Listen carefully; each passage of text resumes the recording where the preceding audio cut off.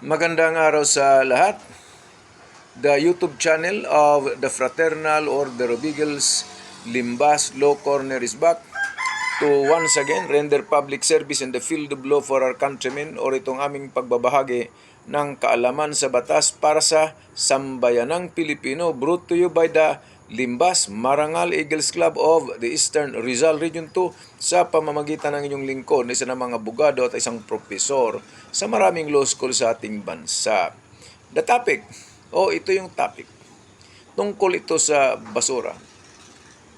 Kailan lang nabalitaan natin na nagkakaroon ng problema yung pangungulikta ng basura sa maraming lungsod, more particularly sa Metro Manila. Okay, ayon sa batas, tungkulin ng isang local government unit tulad ng siyudad o ng municipality ang pagkulikta at pag-dispose ng mga basura. Tungkulin ayon sa batas. Baka mangamba kasi kayo na, ay paano yan?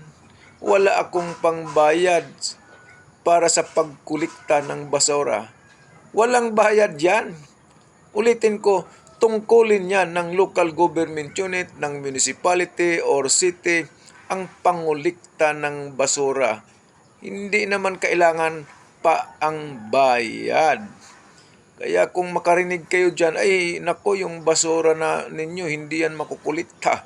Hindi ko kukunin yan kasi wala kayong bayad. Hindi po pwede yun. At baka maglagay kayo, kanino, sa nangulikta, ay nasa sa inyo yan.